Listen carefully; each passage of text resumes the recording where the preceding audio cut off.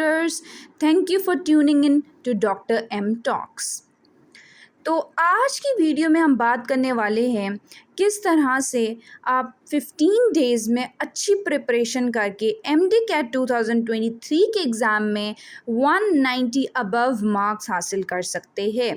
आपके साथ एक शेड्यूल जो है वो हम शेयर करेंगे 27 अगस्त के जो आपका एग्ज़ाम है उससे रिलेटेड। लेकिन उससे पहले एक छोटी सी रिक्वेस्ट है कि अगर आप हमारे चैनल पर न्यू हैं और आपने हमारे चैनल को अभी तक सब्सक्राइब नहीं किया तो काइंडली चैनल को सब्सक्राइब कर लीजिए ताकि एमडी कैट 2023 से रिलेटेड जितनी भी लेटेस्ट अपडेट्स हों वो हम आपको हमारे चैनल के थ्रू पहुंचाते रहें।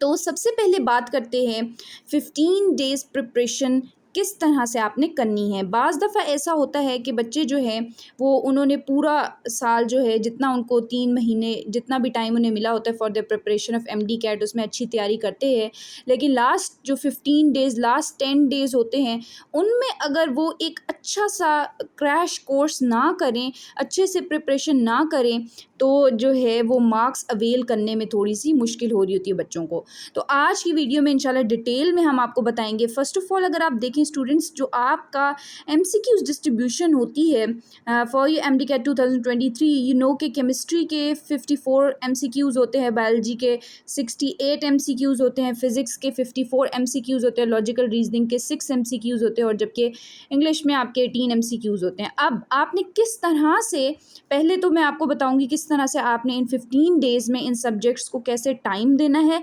कितने डेज़ आपने देने हैं किस सब्जेक्ट को, ताकि आपका लास्ट डेज़ के अंदर आपकी मैक्सिमम तैयारी होनी चाहिए। और दूसरा आपको टाइम मैनेजमेंट जो होगी ड्यूरिंग योर एग्ज़ाम वो मैं आपको बताऊंगी इंशाल्लाह कि किस तरह से आपको करनी चाहिए ताकि आप मैक्सिमम अपना टाइम जो है वो यूटिलाइज़ कर सकें और at the end of 3 hours and जो 30 मिनट्स आपको दिए जाते हैं for you MD CAT exam, आपका पूरे जो एमसीक्यूज़ हैं वो आपके इंशाल्लाह हो चुके हों।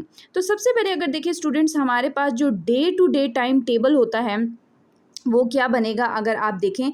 फ़र्स्ट ऑफ़ ऑल आपको मैं बताती हूँ इन 15 डेज़ को आपने कैसे अभी यूटिलाइज़ करना है। जैसा कि आपको पता है कि एमडी कैट का एग्ज़ाम जो है 27 अगस्त को ही होना है। जो डेट को एक्सटेंड करने का कहा गया था पीएमडीसी की तरफ से वो तो अब ख़त्म हो चुका है, तो अब हम इन 15 डेज़ को फोकस करेंगे। तो सबसे पहले स्टूडेंट्स आपने ऐसा करना है कि शुरू वाले कुछ दिन आपने 3 डेज़ देने हैं बायोलॉजी को। आप आज से स्टार्ट कर लें, बायोलॉजी की प्रिपरेशन स्टार्ट कर लें। बायोलॉजी को मैंने स्टार्ट में इसलिए आपको मैं कह रही हूँ कि आप उसकी प्रिपरेशन शुरू करें बिकॉज़ जब आप बायोलॉजी को शुरू में करेंगे तो आपको मैं एक एंड पे 1 डे मिलेगा बायोलॉजी करने का।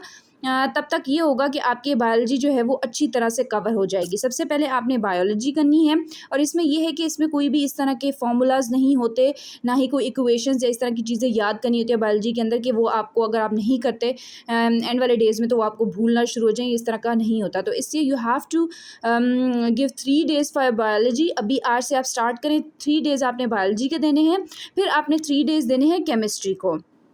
केमिस्ट्री में जो जितनी भी आपकी होते हैं फार्मूलाज वगैरह ऑर्गेनिक केमिस्ट्री की और इनऑर्गेनिक केमिस्ट्री की, वो सारी आपने अच्छे से याद कर लेनी है फर्स्ट ईयर सेकेंड ईयर की। फिर आपने जो 3 डेज़ है वो आपने फ़िज़िक्स को देने हैं, जिसमें आपने जितने भी फ़िज़िक्स के चैप्टर्स हैं उनके अंदर जितने भी आपके फार्मूलाज होते हैं वो आपने याद करने हैं और साथ साथ जितने भी न्यूमेरिकल्स होते हैं जो कि आ सकते हैं, छोटे न्यूमेरिकल्स या थोड़े ट्रिकी वंस जो आपको बताए होंगे आपकी अकेडमीज़ के अंदर अगर आपने ज्वाइन की हैं कि कौन कौन से ज़्यादा इंपॉर्टेंट हैं, तो वो आपने अच्छे से गो थ्रू करने हैं for 3 days. Then you will be giving English को आपने देने हैं 2 डेज़। यहाँ पे 3 डेज़ लिखा हुआ but you have to give 2 days to English को आपने 2 डेज़ देने हैं। तो उसके बाद अगर हम देखें तो इस तरह से 11 डेज़ जो हैं वो आपके पूरे हो जाएंगे। इन 11 डेज़ के अंदर जो है वो आपके चारों सब्जेक्ट्स कम्प्लीटली आप इनको कर लेंगे। फिर आपने देना है 1 डे केमिस्ट्री को 1 दिन देने के बाद आपने 1 दिन फ़िज़िक्स को देना है, फिर आप 1 दिन इंग्लिश को देंगे और 1 दिन बायोलॉजी को देंगे। अब ये जो लास्ट वाली सीक्वेंस है ये बहुत ज़्यादा क्रिटिकल है। ये इस तरह से मैंने क्यों रखी है मैं आपको एक्सप्लेन करती हूँ।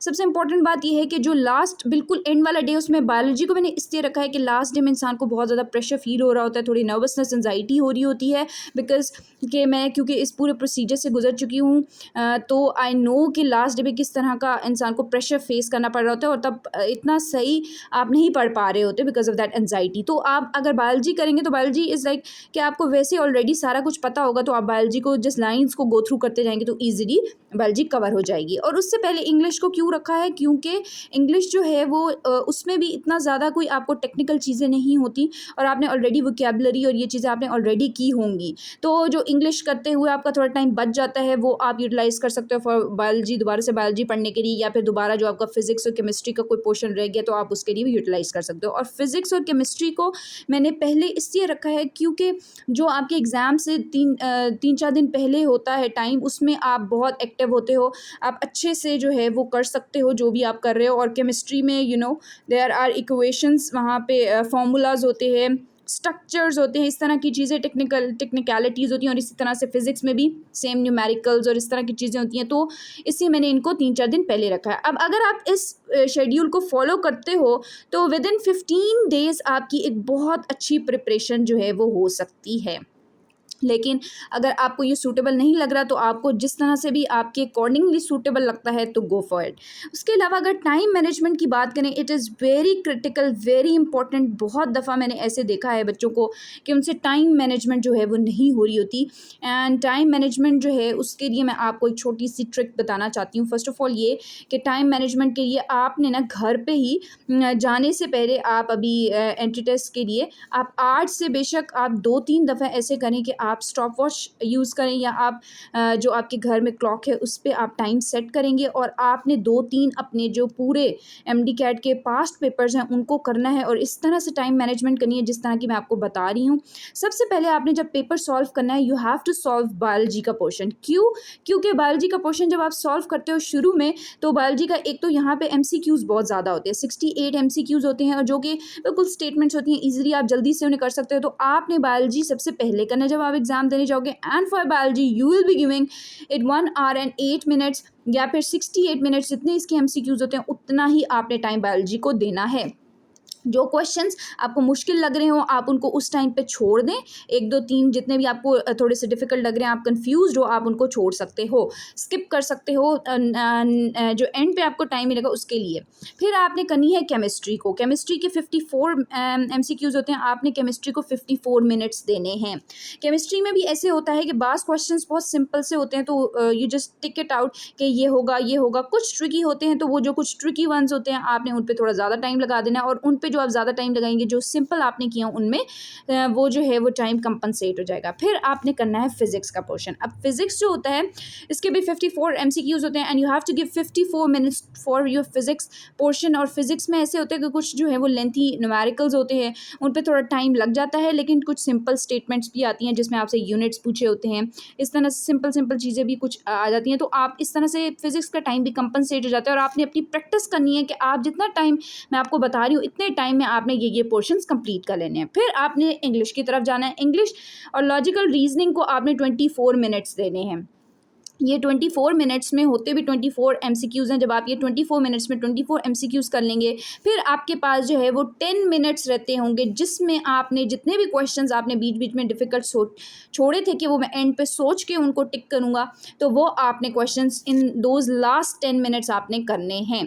तो इस तरह से अगर आप करेंगे तो इंशाल्लाह आपका टाइम मैनेजमेंट भी अच्छी रहेगी। और जिस तरह से मैंने आपको प्रिपरेशन के लिए डेज़ की डिस्ट्रीब्यूशन बताई, अगर आप उस तरह से वो भी करते हैं तो इंशाल्लाह आपकी अच्छी से अच्छी प्रिपरेशन हो जाएगी।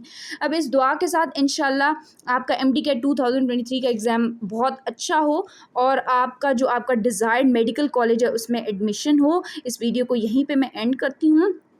उम्मीद करते हैं वीडियो अच्छी लगी होगी। For future updates of MD CAT 2023 stay tuned with our channel doctor M talks. Thank you.